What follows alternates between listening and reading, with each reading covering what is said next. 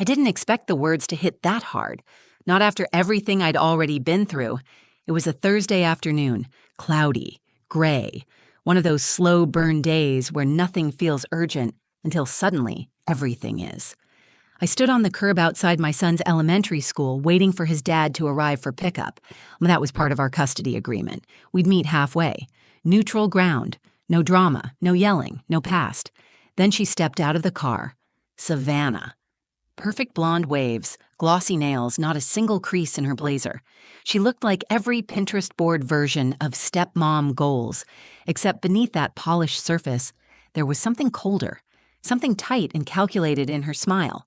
I'd seen it before, in passing, but this was the first time she walked toward me like she owned the sidewalk, like she wanted a moment with me, alone. Behind her, Derek, my ex-husband, was leaning against the driver's side door, arms crossed. He wasn't looking at me. He rarely does anymore. Not unless he's about to take something. Savannah handed Liam his backpack, brushed non-existent crumbs off his shoulder, then turned to me with this condescending softness in her voice and said, "You know, he only calls you Mom because he doesn't know better." That was it.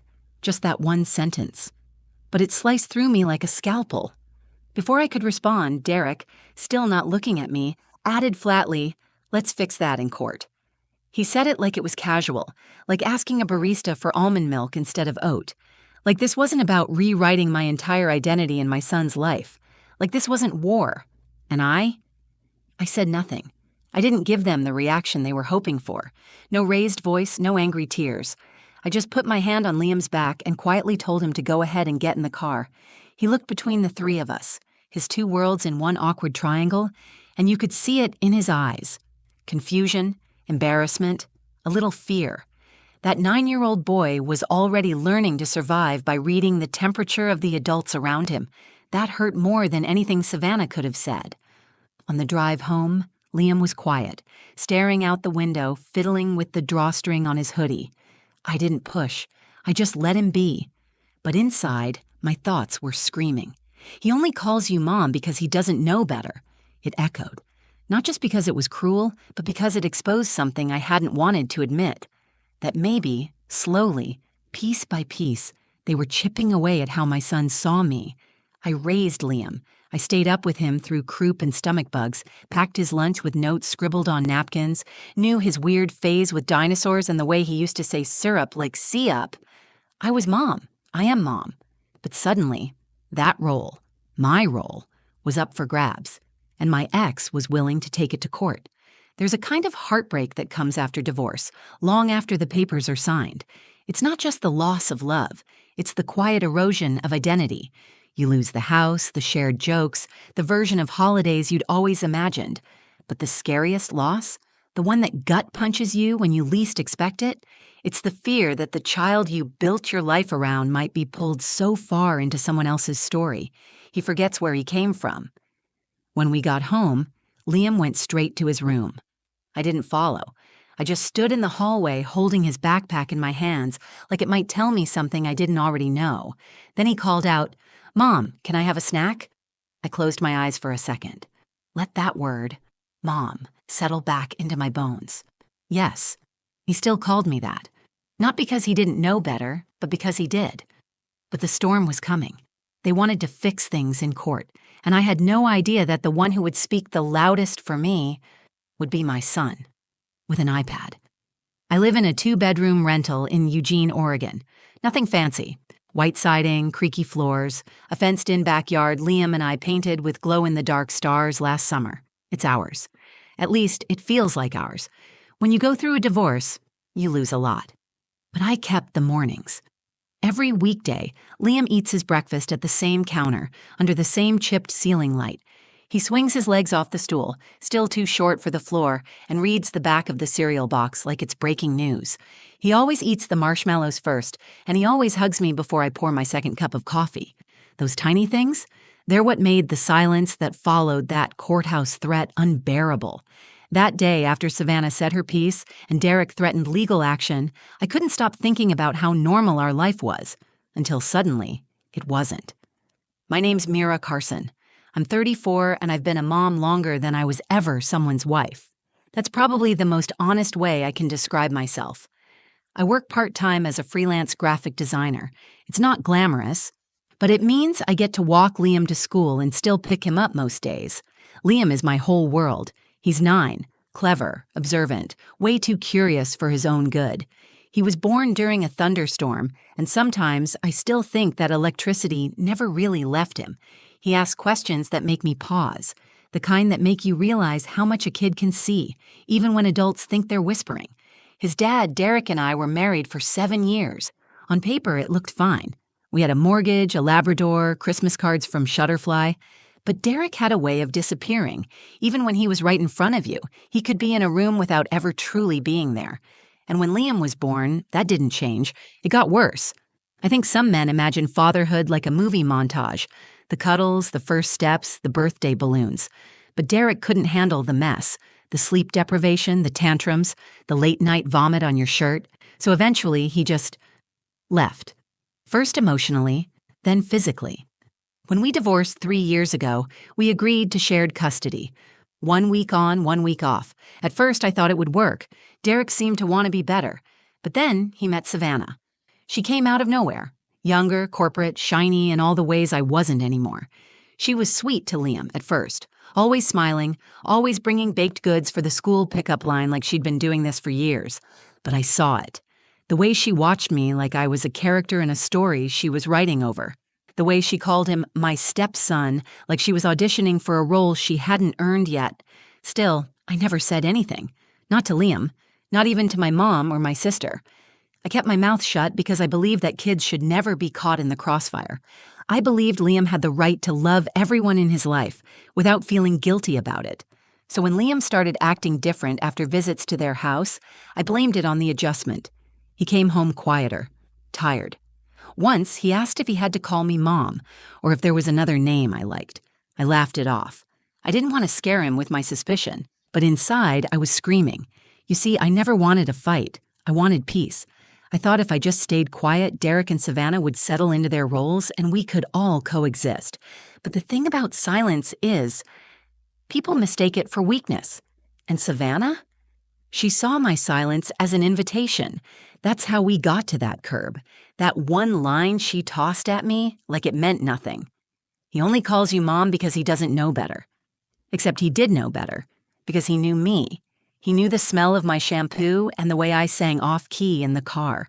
He knew I cried during Pixar movies and always checked the temperature of his chicken nuggets twice. He knew I waited outside the school on rainy days with his favorite yellow umbrella.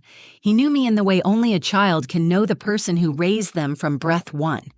And still, despite that, Savannah wanted to erase me. Derek was willing to help her.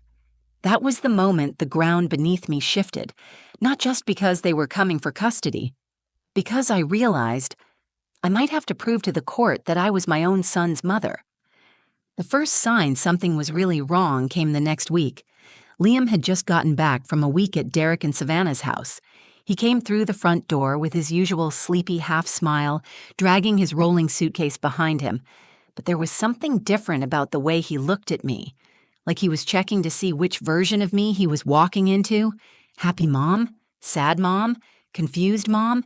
Hey, bud, I said, crouching down to give him a hug. Missed you. He hugged me back, but it wasn't the same. Not the full-body squeeze he usually gave me, the kind where he buried his face in my shoulder and smelled like cinnamon in sleep. This time, he pulled away fast. No eye contact, I didn't press. I unpacked his things. I washed his favorite hoodie. I made his favorite spaghetti, and I waited. That night, as I tucked him into bed, I asked casually, "Did you have fun this week?" He nodded. "We went to the zoo, and Savannah let me get Dippin' Dots." "That's cool," I said, brushing his hair from his forehead. "Did you miss home?" He hesitated, then shrugged. Kinda. I smiled, but it didn't reach my eyes. Something wasn't sitting right. This wasn't just a kids adjust slowly phase. I knew Liam. I knew him. The next morning, I was packing his lunch when he walked into the kitchen, yawning and rubbing his eyes. "Hey, sweetheart," I said. "Want toaster cereal?" He mumbled something. I leaned down to hear him better, and I caught it. He said, "Savannah." I blinked. "What, honey?" He froze. I meant cereal." But it was too late. That wasn't just a mistake. That was instinct. He was so used to calling her name, he said it without thinking, and it wasn't the only time. Over the next few days, Rhea, I noticed more of it. Little slips, confusing me with her, saying at home when he meant their house, not mine. Once, when I picked him up from soccer practice, he looked disappointed, like he was expecting someone else. And then, when we got back into the car, he asked, "Do you like it when I call you Mom?" That one stopped me cold. "What do you mean?" I asked.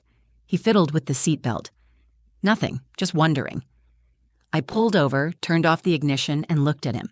"Liam, has someone told you not to call me Mom?" He didn't say anything, just stared at the glove compartment. "Liam," I said gently, "I need you to be honest with me. Are Derek or Savannah saying something?" He glanced at me, then away again. "It's just, they don't call you that. When I'm at Dad's, they say Mira or other stuff."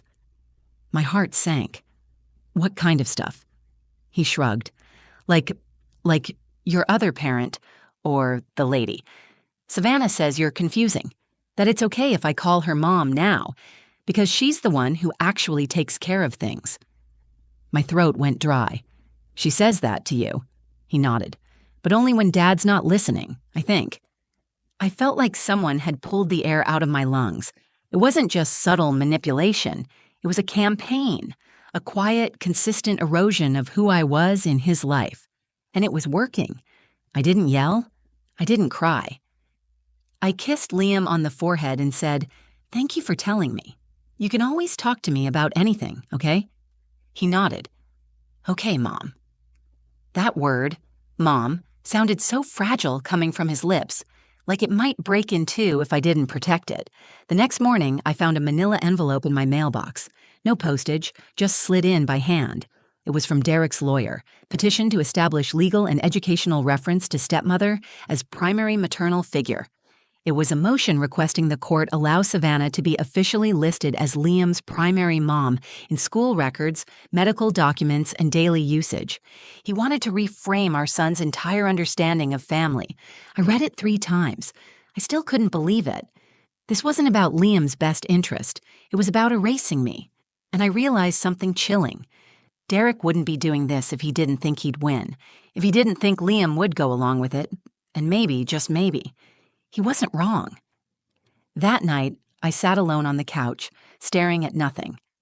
For the first time since the divorce, I felt something close to panic.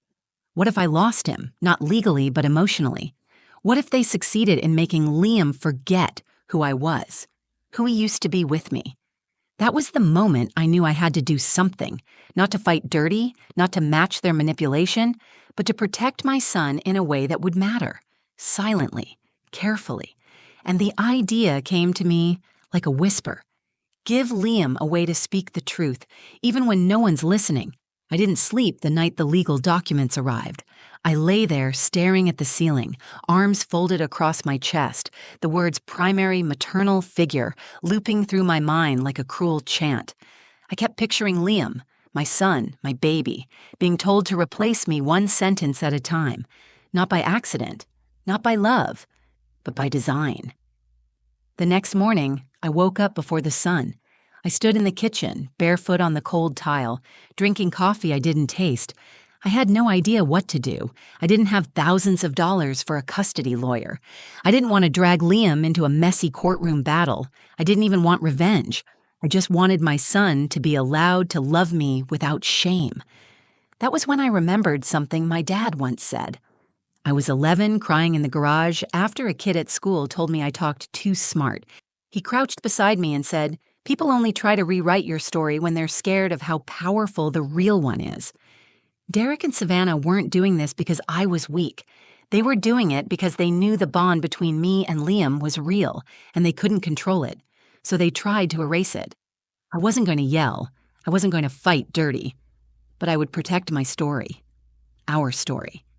That's when the idea came. I remembered Liam's old iPad, the one he used for school Zooms during the pandemic. It still worked.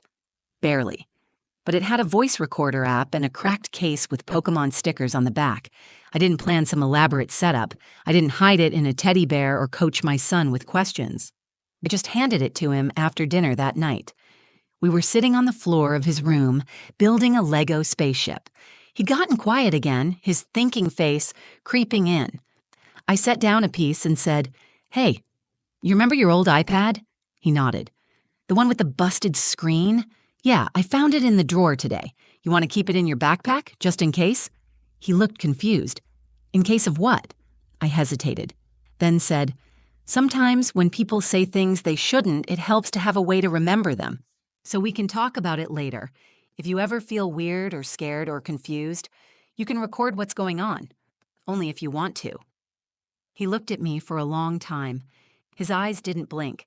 He was searching my face like he was trying to figure out if he was in trouble or if this was a test. Finally, he said, "Like spy stuff?" I smiled softly. "Not exactly. More like telling the truth when no one thinks you're listening." He nodded slowly. "Okay." That was it. No dramatic music, no guarantees, just a quiet agreement between mother and son. Over the next few days, I said nothing more about it. I packed his lunches, checked his homework, and let life keep moving forward like we were okay. Inside, I was anything but. The court date was set, 2 weeks out. I met with a local legal aid rep who told me, "This isn't common, but with the right judge, and depending on how Liam presents at school, they might actually consider the request." She meant Savannah's request, to be listed on all Liam's school paperwork as his primary mother figure, with my name shifted to secondary parent. I wanted to scream, but I didn't. I just nodded and asked what I should prepare. The truth was, I wasn't preparing a legal strategy. I was preparing for war without ever picking up a weapon. One night, a few days before court, Liam came into my room holding the iPad. He didn't say anything, just climbed into bed beside me and curled up under my arm like he used to when he was 5. I looked down at him. "Everything okay?" He whispered. "I used it." The iPad, I paused. "Okay, you want to talk about it?" He shook his head. "Not yet, but I think the judge should hear it." I kissed his hair. "Then we'll make sure they do." There was no plan to manipulate, to twist the narrative, just truth. Raw, simple, and real. I gave my son a tool, and he chose to use it. And in that moment, I realized something important. I didn't need to prove I was Liam's mother. He already knew. But if anyone still questioned it, they were about to hear it from the only person who mattered.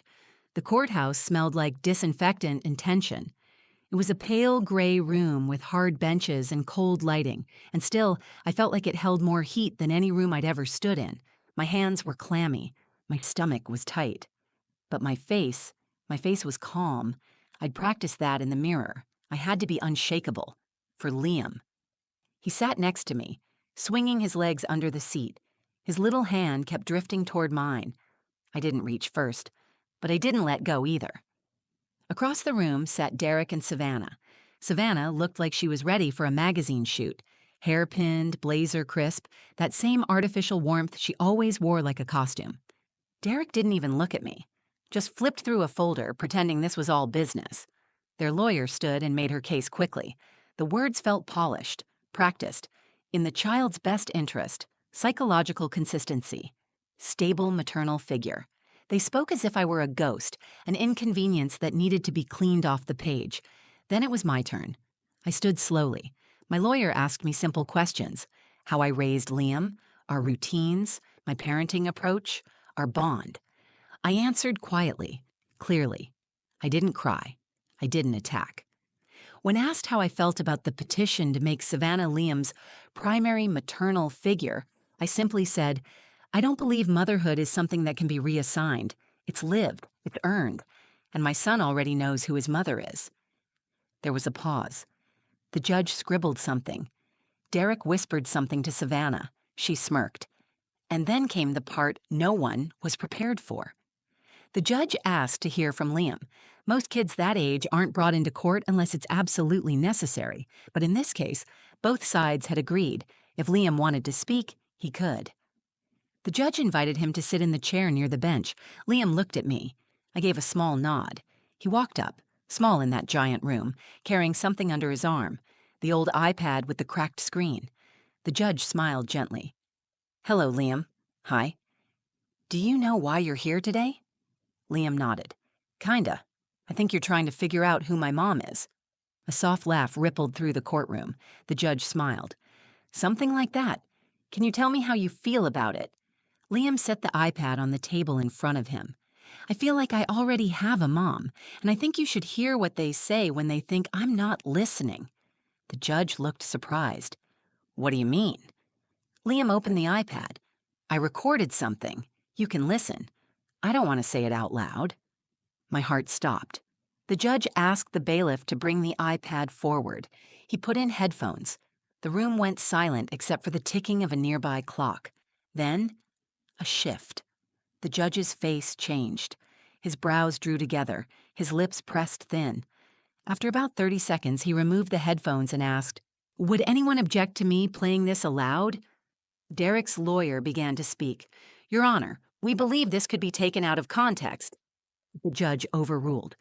"Let the record show this recording was initiated voluntarily by the child and submitted of his own accord." And then, he pressed play. Savannah's voice filled the room. "Don't say mom around her." "She's not your real mom anymore." A pause. Then Derek, "She's just Mira." "Got it? Savannah is your mom now." Then Liam's small voice. "But I miss my mom." "Savannah," sharper this time, "you'll forget her soon enough." Silence followed, the kind that makes your blood ring in your ears. I didn't look at Derek or Savannah. I didn't need to. Their silence said everything. The judge turned to Liam. "Thank you. That was very brave." He looked at me again. "Can I go sit with my mom now?" I nodded, tears threatening to spill. He ran to me, threw his arms around me, whispered. I told the truth. I whispered back, "You did, baby, and you did it perfectly." The judge's ruling was swift. The petition was denied in full. Custody arrangements were reevaluated in my favor. The judge added an official note that any attempt to alienate me from Liam again would be considered emotional coercion and grounds for future legal action. Savannah didn't speak as they left the room. Derek looked like someone had unplugged him, but I didn't care. My eyes were on my son. In a room full of lawyers, judges, and adults who thought they could decide his reality, it was a child who told the truth, clearly, bravely, and loud enough for everyone to hear. And in doing so, he gave me back the one thing they tried to take, my name, Mom. That night, after court, I tucked Liam into bed like I always do. But everything felt different. Not because we'd won, not because Derek and Savannah had been exposed, and not even because of the judge's ruling. It was something deeper, something I hadn't felt in years. Peace. The kind that comes not from revenge or justice, but from being seen, heard, acknowledged. Finally. Liam curled up in his blanket, holding the stuffed fox he's had since he was 2. He was quieter than usual, thoughtful. His body was relaxed, but I could see the storm still gently moving behind his eyes. Kids carry things we never see, and he had carried a lot. I sat beside him and said, "Hey, you did a really brave thing today." He looked at me. "Did I do it right?" I smiled and touched his cheek. "You did it better than I ever could have." He nodded, then whispered, "Savannah's probably mad." I paused, then said honestly, "Maybe. But she's not your responsibility." He was quiet for a moment. "I still like her sometimes, even when she's mean." I took a breath. "That's okay. You're allowed to have complicated feelings. Adults forget that sometimes. But you did the right thing, Liam. Telling the truth doesn't mean you don't care about someone. It means you care about yourself." He blinked, like he was absorbing that, then asked, "You're not mad at me?" I shook my head. "Never." He rolled over and whispered, "Good." I was scared. "I know," I said, "but you don't have to be anymore." And I meant it. Over the next few weeks, things shifted. Derek didn't appeal the judge's decision. In fact, he barely spoke at all. When he came to pick Liam up for his weekends, he stayed in the car. No smug smiles, no passive-aggressive comments, just silence. Savannah stopped coming altogether. I didn't celebrate. There was no victory dance, no petty post on social media. Because the truth is, when someone tries to erase you from your child's life, the wounds they leave aren't just legal, they're personal. And the healing doesn't come with a verdict. It comes with time, with honesty, with slowly rebuilding what someone else tried to dismantle. I noticed it in the small ways. Liam started calling my house home again without hesitation. He asked to help pack lunches and insisted I write silly notes on napkins like I used to. One morning, he walked into the kitchen, hugged me out of nowhere, and said, "I know you're my mom, even when people say weird stuff." I didn't cry until he left for school. A few months later, I found the iPad in the back of his closet, wedged between old comic books and a broken flashlight. The screen was even more cracked now. The battery wouldn't hold a charge. I thought about throwing it away, but I didn't, because that busted little tablet helped my son tell the truth in a world full of adults who kept rewriting it. I keep it in my nightstand now, not as evidence, but as a reminder that silence doesn't always mean surrender, that being calm isn't being weak, and that when someone comes for your place in your child's life, you don't need to scream to be heard. You just need to hold the truth steady, long enough for it to rise. There's something else I learned. We live in a world that wants moms to justify themselves constantly. If you're single, people question your stability. If you work, they say you're not present. If you stay home, they call you lazy. And if another woman steps into your child's life, they act like you should smile politely while she rewrites the part you bled to earn. But motherhood isn't a costume you can put on. It's a lifetime of 3 a.m. fevers, missed birthdays, school projects done last minute, and hours spent in ER waiting rooms. It's showing up when you're broken, exhausted, and ignored, and doing it anyway. It's sacrifice you never broadcast, love you never label. And that, you can't replace it in court. No petition, no step-parent, no carefully worded affidavit can erase what's lived. That's what Savannah never understood. That's what Derek tried to forget. And that's what my son remembered at exactly the right moment. Not because I told him to, but because the truth raised him. And when the time came, he spoke it louder than anyone else ever could. If this story touched you, if it made you think about the quiet strength of a mother, or the courage it takes for a child to speak truth in a room full of adults, then please, like this video, share it with someone who needs to hear it, and comment below with your thoughts or your own story. Every comment, every share, every moment of connection helps stories like this reach the people who need them most. And if you haven't already, subscribe to the channel. This space is for real voices, real stories, and the moments that remind us what really matters: love, truth, and the strength we carry even when we're silent. Thank you for being here. And to every mom who's ever been questioned, you know who you are. Stay strong, stay kind, stay seen.